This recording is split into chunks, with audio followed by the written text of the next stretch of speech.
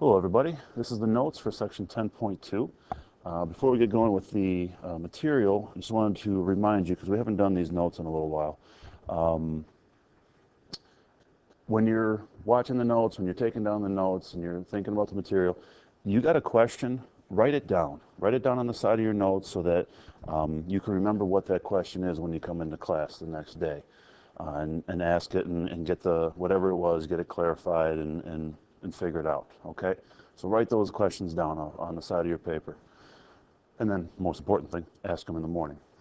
So, what we're talking about, continuing talking about circles here, section 10.2 is arc measurements. So, an arc is just a portion of a circle, all right?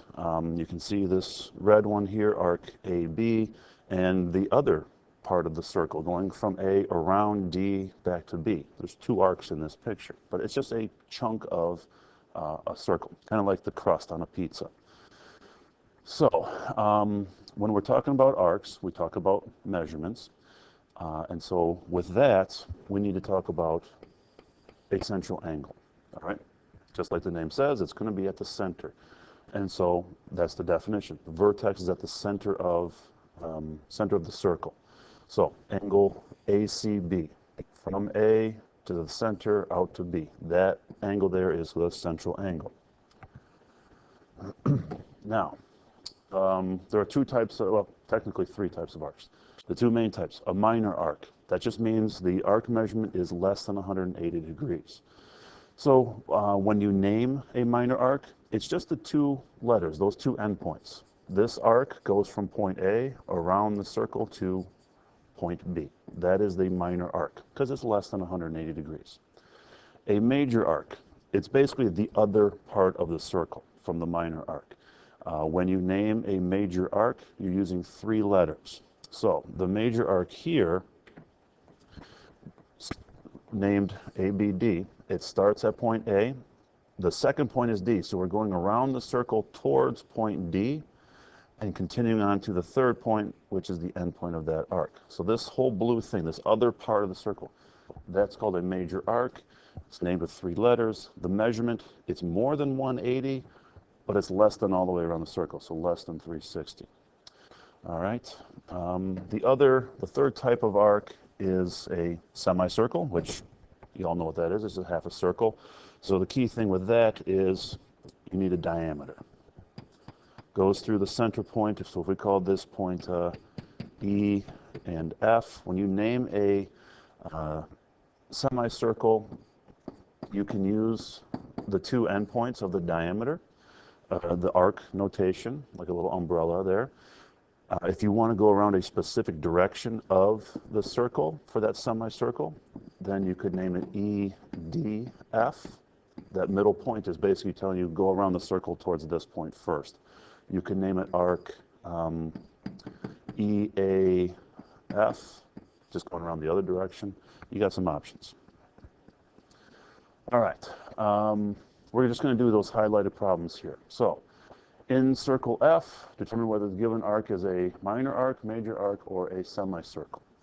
Okay, so arc AB, that is this one, less than 180 degrees, so that is a minor arc.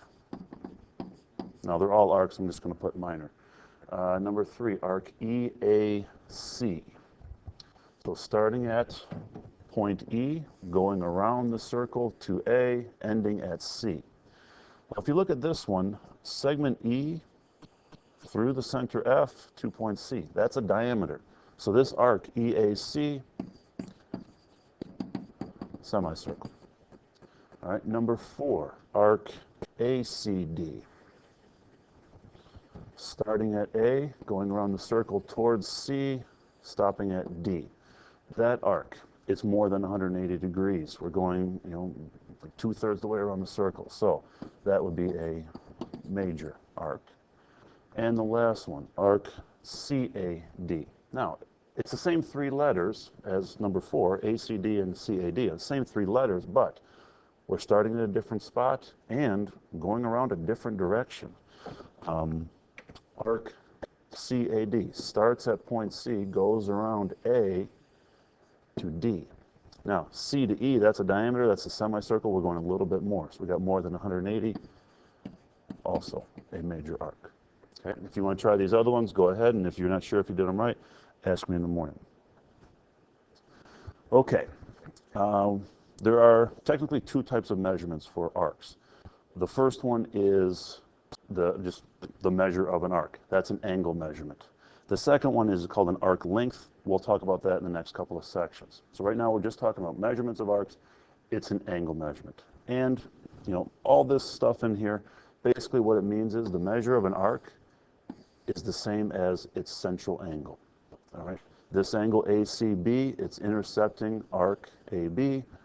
The central angle is 50 degrees. The measure of the arc is 50 degrees. Now, the other key thing here is to go all the way around a circle, that's 360 degrees. So if arc AB is 50 degrees, you take 50 away from 360, you got 310 degrees for that major arc ADB. Excuse me. All right. Just some more terminology here. You may want to hit pause and copy some of this stuff down, but to continue, two arcs of the same circle are adjacent if they have common endpoints.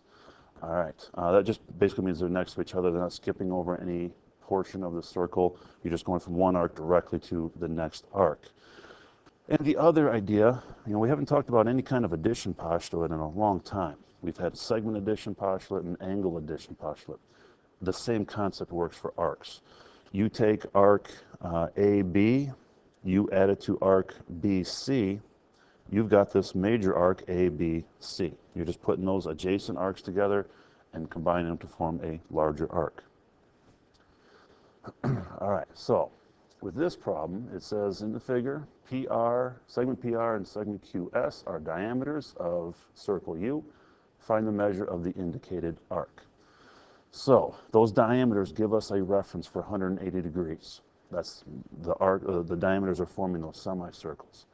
Now, the other thing to look for is vertical angles. All right, you look at this 42-degree angle. This line is a diameter there. This is a diameter here. That makes that a 42-degree angle also. And with the lines, you've got linear pairs, supplementary angles. Same thing, but use that as a reference. So if this is 42, this angle here, arc, or the central angle, QUR, is 180 minus 42, so that's a 138. We could do the same thing to find angle TUS. These three angles here are 180. So take away 64, take away 42. That is 106, 74. All right. Okay, so now we got all these little central angles, which means we have some arc measurements. But now we just got to use the arc addition postulate. So arc PQ, we found that. That is the central angle, 42. So this arc measurement is also 42 degrees. The major arc, TPS, starting at P, going around point P all the way to S. That's all the way around the circle except for the 74. So 360 is all the way around the circle. Take away that 74, and we have our measurement. So let's see, 4286. Number 13, arc RQS. Clean up the picture. Oh, I didn't want to get rid of that. That was a 42. Arc RQS. That is everything except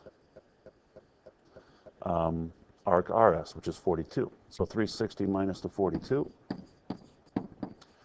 That gives us a 318.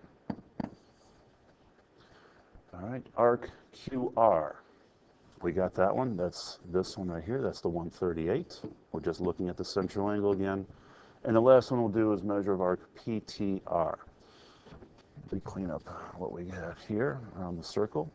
Arc PTR starts at P, goes around T to R. P and R are endpoints of a diameter, so that's 180. That's a semicircle. All right, last concept. Circles are congruent if they have the same radius. That's known. We've talked about that a bunch. Then two arcs, or if the two arcs have the same measurement, okay, the same central angle measurement, and arcs from the same or congruent circles, then you have congruent arcs. All right, so there's two requirements to have a congruent arc. You've got to have the same measurement for the arc, so the same number of degrees, and they've got to be either from the same circle or from congruent circles. So, just looking at these top two problems, is arc JK and QR congruent to each other? So this arc is 105 degrees. Arc QR is also 105 degrees, but are the circles congruent? This one has a radius of 4.5. This one has a radius of 4. So different radius, different circles means different arcs. The arcs are not congruent. In question number 33, we have this diameter AD. So there's a 180 degree reference. You take away 96, you take away 42, and you get 42 degrees. So now, is arc AB and arc CD, are those congruent to each other?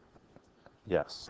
Same angle measurement, 42 degrees, and they are from the same circle. So arc AB is congruent to arc CD. And that is it for these notes. So when you come into class tomorrow, if you had any questions about just anything from what was just discussed here, please ask. We'll go over the homework and continue on with the material. Have a good night.